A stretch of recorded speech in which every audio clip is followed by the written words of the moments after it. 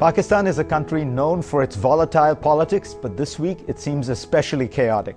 Today I've invited someone with a unique perspective on that country to discuss the latest developments. If you imagine Michael Jordan and Mick Jagger rolled into one, you might have an idea of how big a figure Imran Khan is in Pakistan. First, there is his legendary status as a cricket player. He led Pakistan to victory in the World Cup, which is the World Series of cricket. He was a prominent figure on the London social scene while he was married to the daughter of European billionaire Sir James Goldsmith. Now Khan is a politician in Pakistan. He has founded his own political party and served for 5 years in Parliament.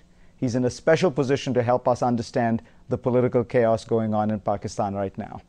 Imran, first question. The tide of anti-Americanism in most countries in the world seems to be receding. Except in Pakistan, there still seems to be a fair amount of anti-Americanism. Why is that? What could be done about it? Well, the main reason was that the Bush administration supported Musharraf. So as Musharraf got unpopular, and in the last 2 years his popularity really went down, he became disliked in Pakistan, and the US administration kept backing Musharraf as opposed to the 160 million people of Pakistan. Right up to the elections, they kept backing him. When the people stood behind the Chief Justice, when Musharraf sacked the Chief Justice, the people stood behind the Chief Justice, and all opinion polls said over 84% of the people were standing with the Chief Justice, and 84% wanted Musharraf out. The US administration stood with Musharraf. So the hatred against Musharraf then went towards hatred towards the US. What they should have done was to stand with the people, with the democratic forces, rather than with a military dictator. But what do we do now? I think the best way is, first of all, that they should back the people. Because remember, the US... But how do you do that now? No, but Fareed, US gave $10 billion of aid to Pakistan. I was a member of parliament. I found out through New York Times that we had got $10 billion aid. So the people never benefited from it. All they saw were the adverse effects of the war on terror, where there were 65 suicide bombings in Pakistan, our own soldiers killing our own people killing the soldiers, civilians dying, 100,000 refugees out of Waziristan. So naturally the people thought that why are we fighting someone else's war? What should have happened was that if there was a proper government in Pakistan, they would have dealt with this war on terror differently. The US aid should have gone to the people, which Joe Biden has brought this resolution. Now that they intend to use the aid to go towards the people, in other words, with social development. But all this aid was never seen by people of Pakistan. And Musharraf's policies made the rich richer and impoverished the poor. So the anti-Musharraf feeling went against the US. Now the US should learn that they must back democratic forces and not actually prop up a military dictator.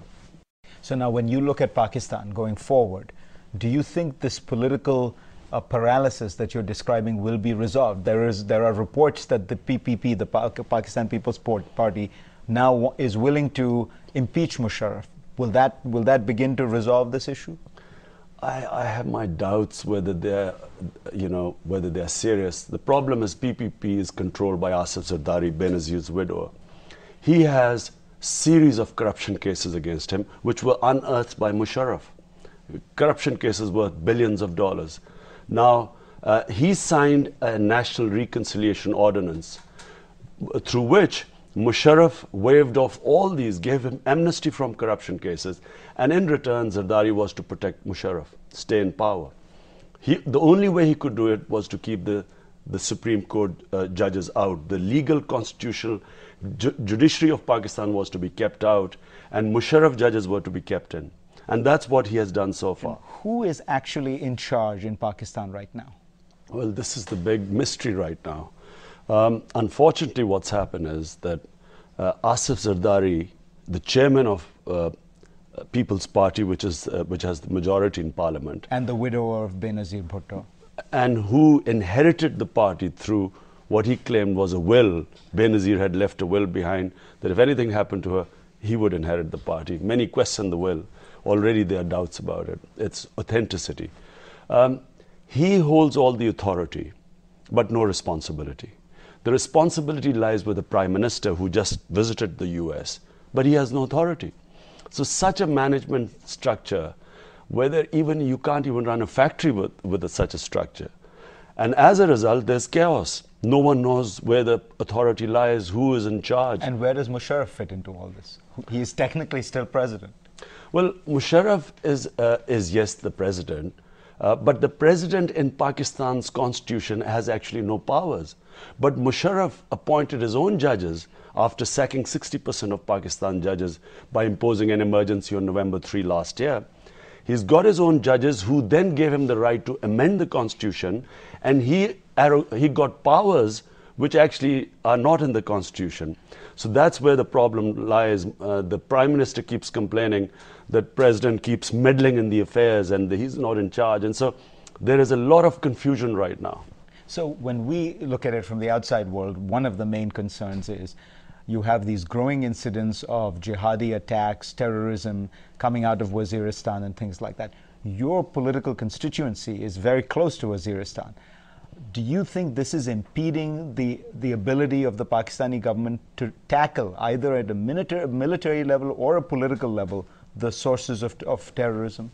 Well, the Prime Minister made a unique statement, which for a democratic government is bizarre. He gave all the responsibility of handling the tribal areas, where all the militancy is, to the army. So the army does whatever it likes. It is not under civilian control as far as the tribal area is concerned.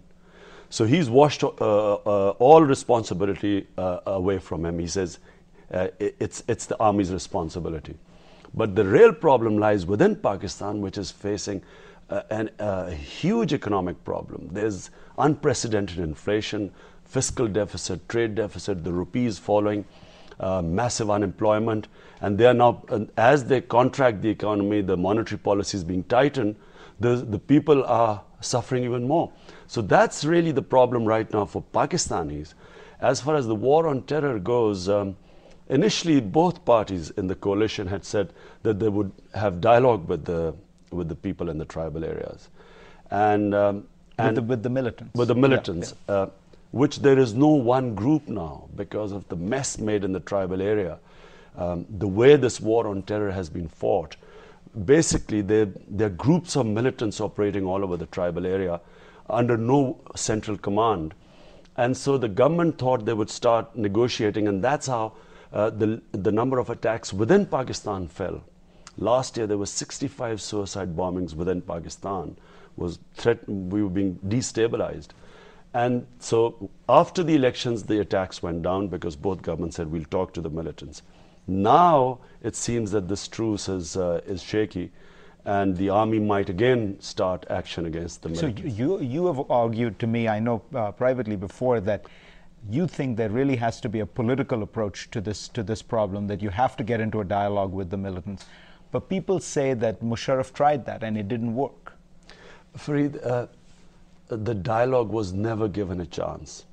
The dialogue would start, and remember, there are a lot of groups now. So there's a mess in the tribal area. I was against the army being sent into the tribal areas simply because it went in like a bull in a china shop. They started using helicopter gunships, killing civilians. The tribal people who had nothing to do with Al-Qaeda or Taliban actually went and joined the Taliban and were called the Pakistani Taliban. So I thought that should never have been the way of dealing with the tribes. We should have got the tribes to join us in fighting the terrorists rather than pushing them towards the terrorists. Now the situation is quite grim because there's a mess. The tribal structure has been destroyed. The old Malik system has been destroyed because of this army going into the tribal areas. So it's going to be a slow process. But there is no way we can win this war except through dialogue. Rand Corporation came up with a report just about a week ago, I read, in Pakistan, where in the last 40 years, only 8% of terrorist conflicts were solved through military means. The rest were all intelligence, policing, and dialogue. That's what needs to be done there. All right. On that note, Imran Khan, thank you.